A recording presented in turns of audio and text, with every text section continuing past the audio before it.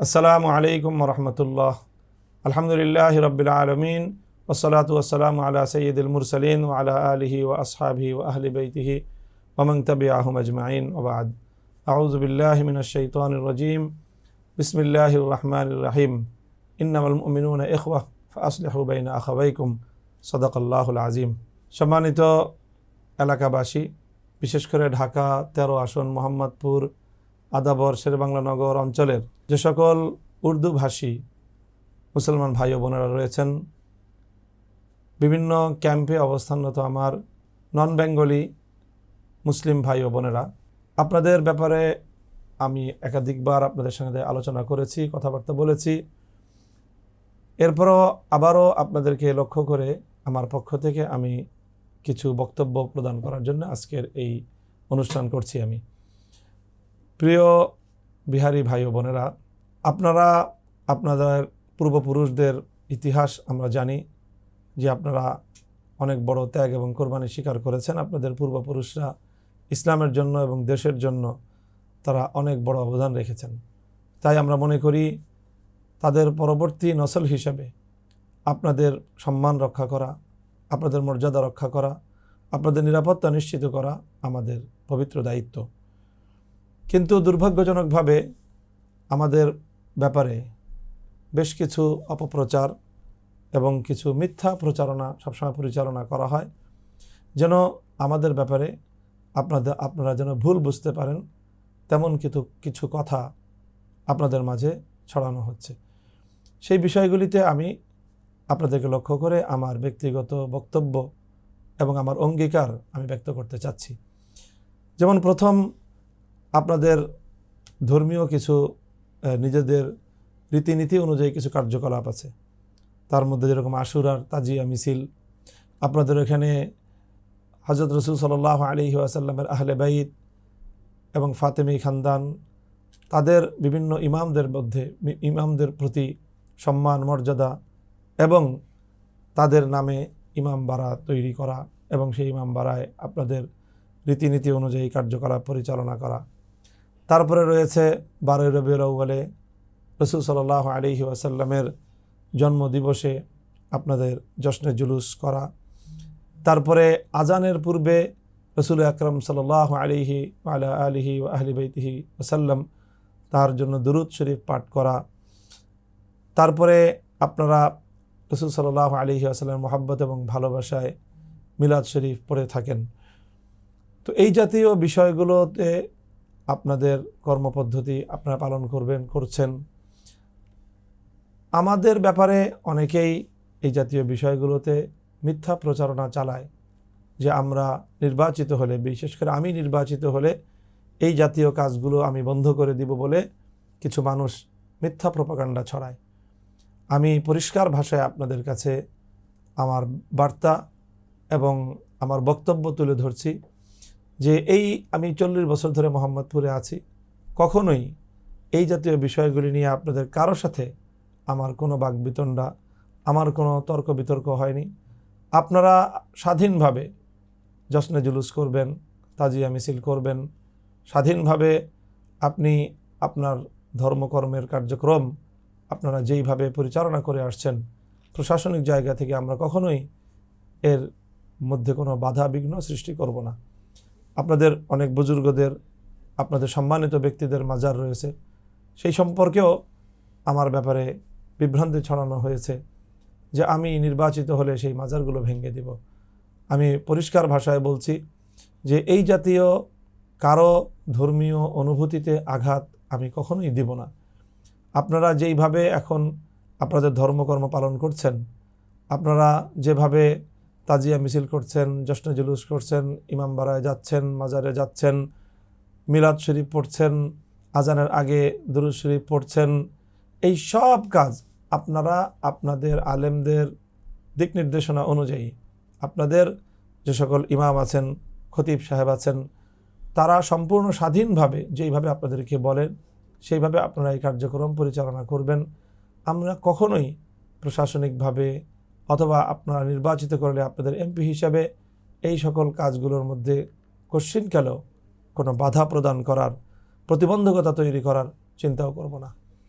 ইনশাআল্লাহ আপনাদের সাথে আমাদের যে বড় বৃহত্তর একটা ঐক্যের জায়গা রয়েছে, সেটা হলো ঈমান এবং সেটা হলো ইসলাম। আমরা সকলেই এক কালেমা পড়ি। আমাদের কালেমা হলো লা ইলাহা ইল্লাল্লাহু মুহাম্মাদুর রাসূলুল্লাহ সাল্লাল্লাহু আলাইহি ওয়াসাল্লাম।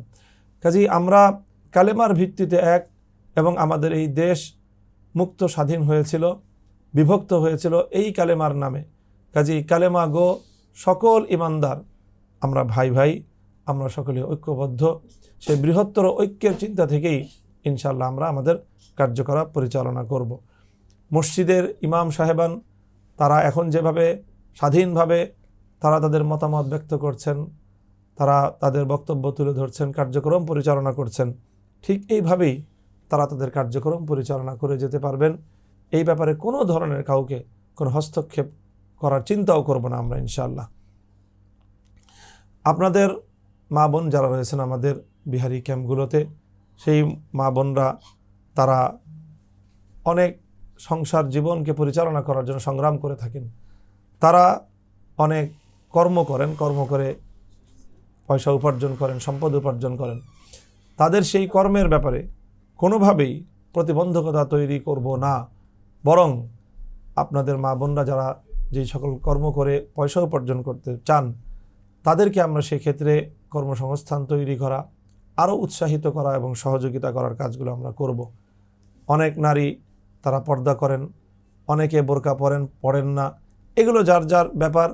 এবং কোনোভাবেই আমরা নির্বাচিত হলে এই জাতীয় কোনো ব্যক্তির উপর তার ইচ্ছার বাইরে কোনো পোশাক পরিচ্ছদ পরিধান করার জোর জবরদস্তি আমরা করব না। মাদকের একটা ভয়াবহ সমস্যা আপনাদের ক্যাম্পগুলোতে রয়েছে। অনেকেই আছেন যে মাদকের ব্যবসা সাথে কখনো সম্পৃক্ত হয়ে পড়েছিলেন, ভুল পথে পরিচালিত হয়েছিলেন। এখন তারা অনেকে হয়তো আবার সেই পথ থেকে ফিরে আসতে চান, কিন্তু কোনো সহযোগিতার অভাবে, আশ্রয়ের অভাবে, অথবা আইনি প্রতিবন্ধকতার কারণে, নানা ধরনের সমস্যার কারণে তারা চাইলেও সৎপথে ফিরে আসতে পারেন না। আমি কথা দিচ্ছি, আমি যদি নির্বাচিত হতে পারি, তো যারা এই অন্ধকার পথগুলো ছেড়ে সৎপথে ফিরে আসতে চায়, তাদের সব ধরনের নিরাপত্তা, সব ধরনের আশ্রয় প্রশ্রয়, সহযোগিতা, এই সব কিছু করে আমরা সুন্দর একটি সমাজ গড়ার ক্ষেত্রে আপনাদের ভাই ভাই হিসাবে আমরা একসাথে কাজ করব ইনশাআল্লাহ। কোনো নিরীহ মানুষ যেন হয়রানির শিকার হতে না পারে।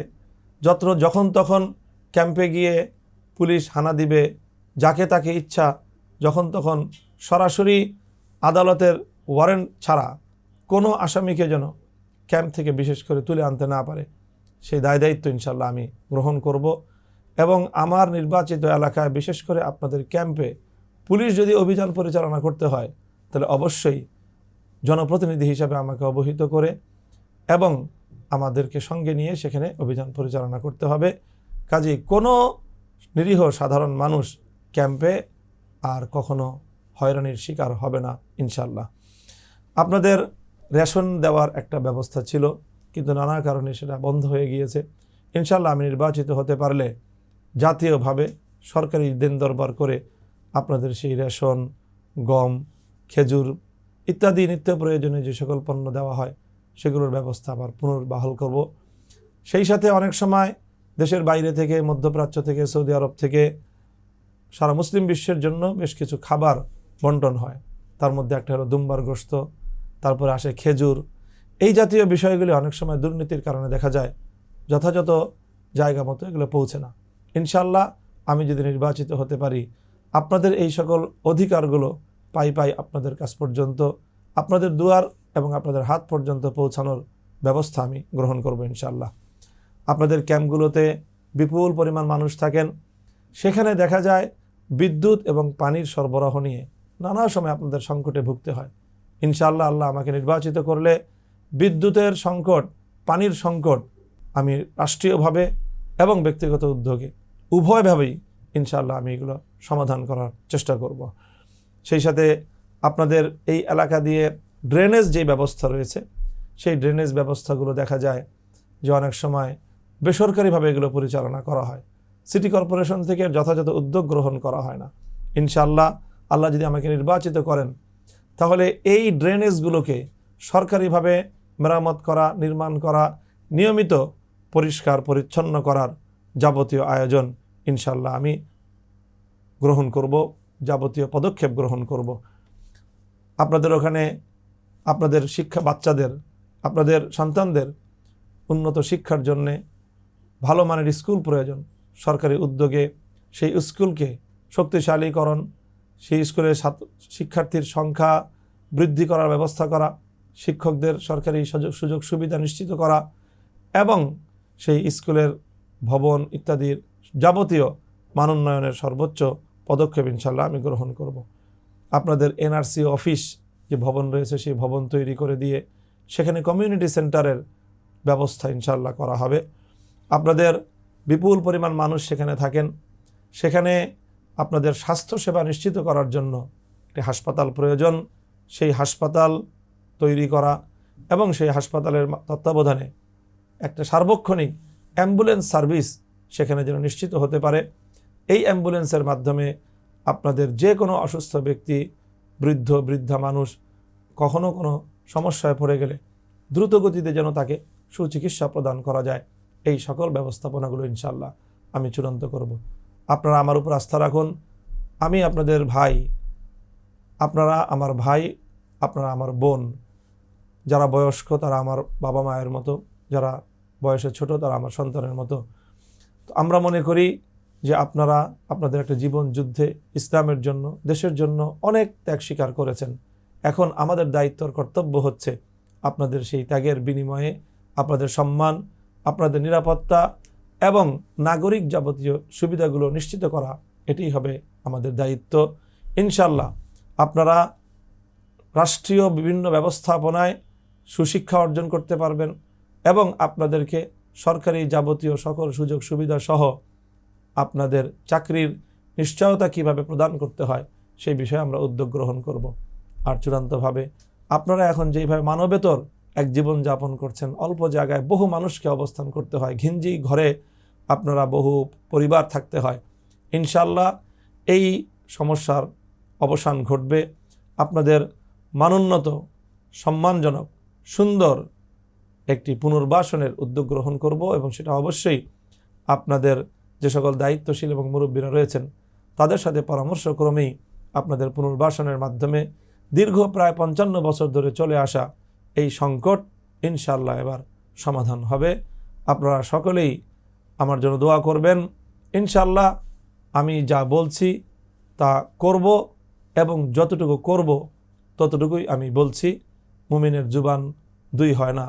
আলহামদুলিল্লাহ আমি একজন ইমানদার মানুষ। আমি কালেমা লা ইলাহা ইল্লাল্লাহু মুহাম্মাদুর রাসূলুল্লাহ সাল্লাল্লাহু আলাইহি ওয়াসাল্লাম ওয়া আলিহি ওয়া সাহবিহি ওয়া আহলি বাইতিহি আজমাইন, আমি এই কালেমার একজন ধারক এবং এই কালেমা যারা পড়ে তাদের সকলের সাথে ভাই ভাই সম্পর্কের ভিত্তিতেই আমি আমার যাবতীয় কার্যক্রম পরিচালনা করব ইনশাআল্লাহ। আপনাদের সকলের কাছে দোয়া প্রার্থনা করছি, আপনারা সকলেই ভালো থাকবেন, আল্লাহ আপনাদের মঙ্গল করুন। ও আখিরু দাওয়ানা আলহামদুলিল্লাহি রাব্বিল আলামিন। আসসালামু আলাইকুম ওয়া রাহমাতুল্লাহ। লিডার মোদের মামুনুল হক হক পথে যিনি চলেন, বাংলাদেশের প্রয়োজনে জান দিতে প্রস্তুত আছেন। এমন নেতা সংসদে গেলে গরিব ও দুঃখীর